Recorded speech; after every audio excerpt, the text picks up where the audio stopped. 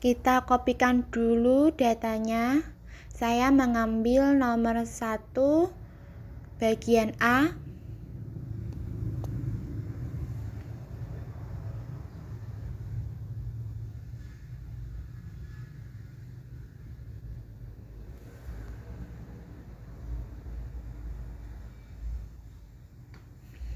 Lalu buka aplikasi SPSS, dipaste di bagian data view, kemudian klik variabel view,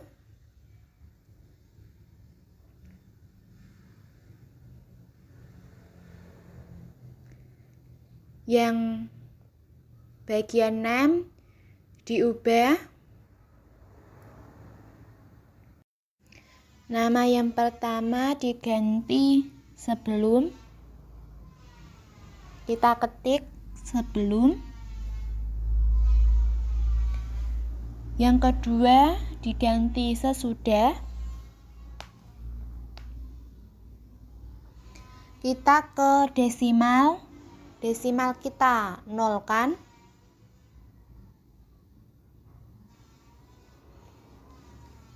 Bagian kedua juga desimal di 0 kan. Terus ke measure kita ganti skal dan kembali ke data view. Sebelum uji T, kita harus melakukan uji prasyarat terlebih dahulu dengan cara klik Analyze, kemudian klik Non-Parametric Test, kemudian klik Legacy Dialog, lalu pilih One Sample Keys. Kita masukkan datanya ke test variable list.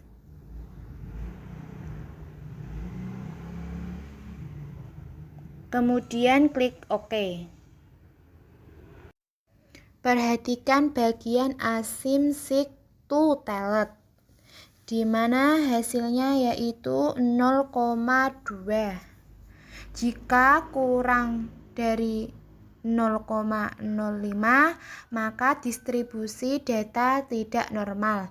Dan jika lebih atau sama 0,05, maka data distribusi normal. Karena data asim seek to tellet pada analisis tersebut bernilai 0,2, maka dapat disimpulkan bahwa data tersebut berdistribusi normal. Kita lanjut ke uji T dengan cara kembali ke data view, kemudian klik Analyze,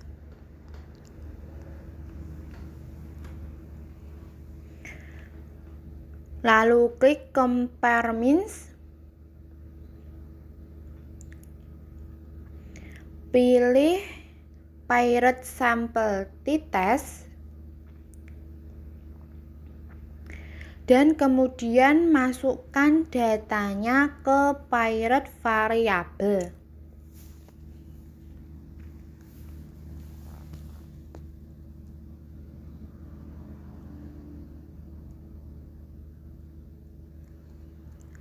Kemudian klik Continuous, lalu Continue, kemudian OK. Yang perlu diperhatikan yaitu 3 kolom terakhir, yaitu kolom T yang menunjukkan nilai 1,031 dan kolom TF yaitu 14 dan SIG yaitu 0,32.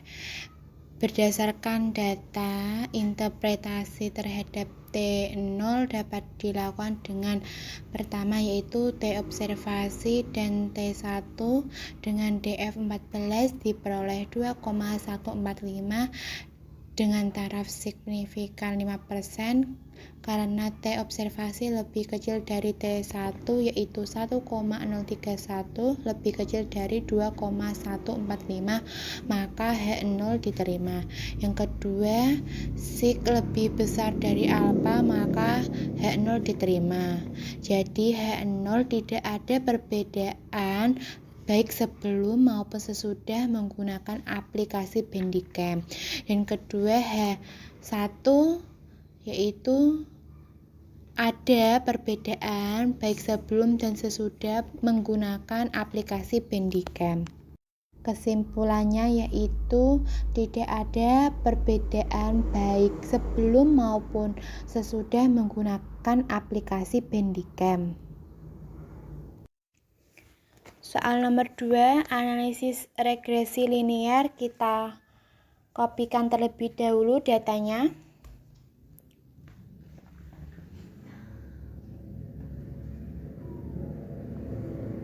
Kemudian kita paste di data view.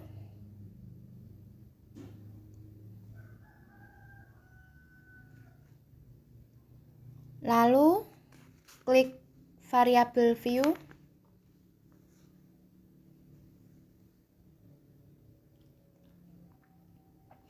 Pada kolom name kita ubah kolom 1 menjadi X1, kolom 2 menjadi X2, dan kolom 3 menjadi Y.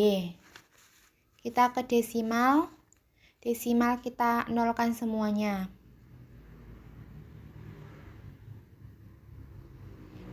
Kita ke label. Label kolom pertama kita ganti menjadi jam atau minggu. Yang kedua kita ketik nilai. Yang ketiga yaitu prestasi.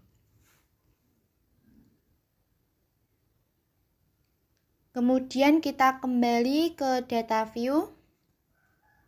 Sebelum menguji regresi, kita uji dulu ke linearitas.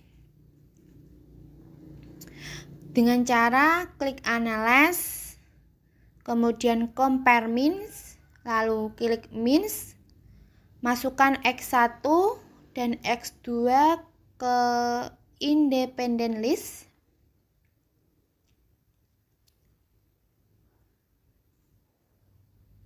Kemudian Y dimasukkan ke dependent list. Klik option.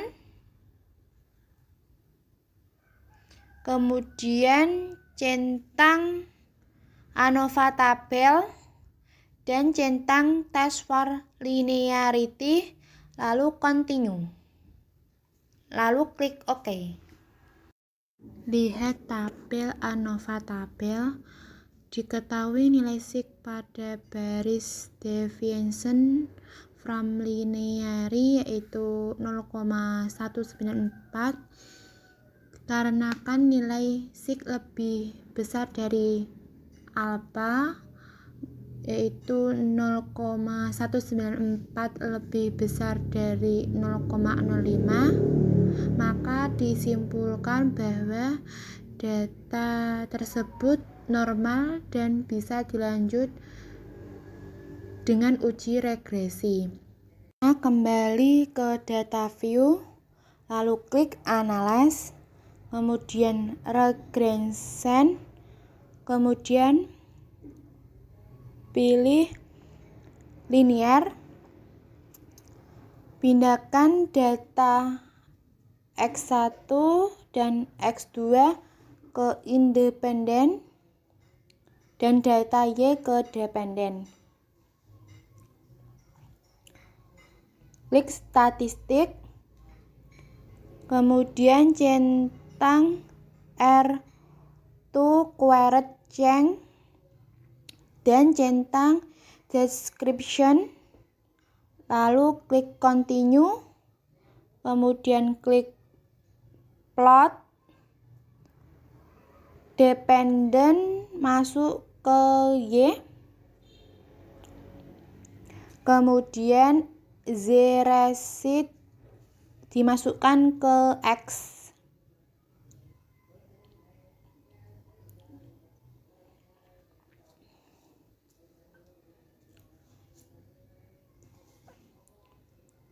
Kemudian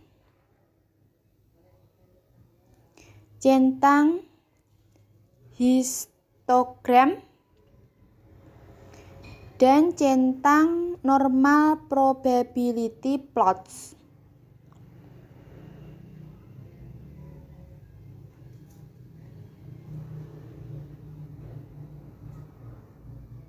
lalu continue, kemudian OK. Perhatikan tabel correlation.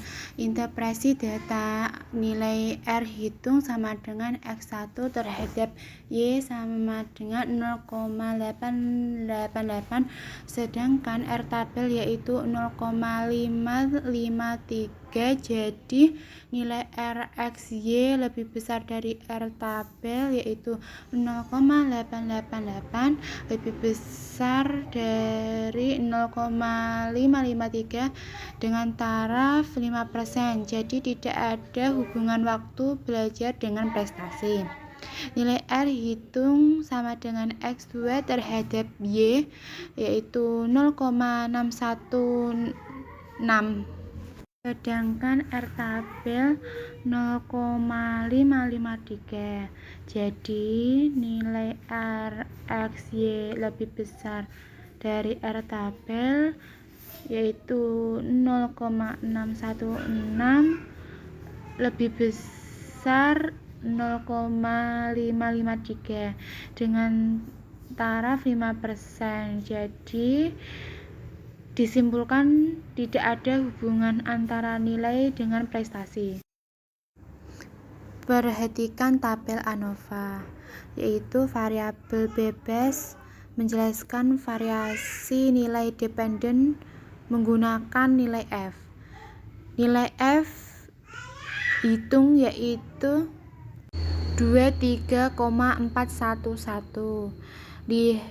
Lihat dari nilai signifikansi yaitu bernilai 0,00, lebih kecil dari 0,05. Maka H0 ditolak. Jadi nilai variabel bebas yaitu nilai terikat. Maka variabel independen berpengaruh terhadap variabel dependen. Kemudian lihat pada tabel model summary, yaitu besar presentasi berpengaruh antara variabel bebas terhadap variabel terikat. Besar koefisien determinasi yaitu R pada R square 0,796. Berarti pengaruh antara variabel bebas independen terhadap perubahan variabel dependen sebesar 79,6%. 20,4% yaitu dipengaruhi dari variabel lain. Lihat tabel koefisien. Pada kolom B, konstan itu bernilai sebesar 3,029. Lama belajar yaitu bernilai 0,262. Data nilai 0,015. Persamaan regresi yaitu Y sama dengan A ditambah atau plus B X1 plus B X2. Kemudian Y sama dengan 3,029 plus 0,262 X1 plus 0,015 dari X2.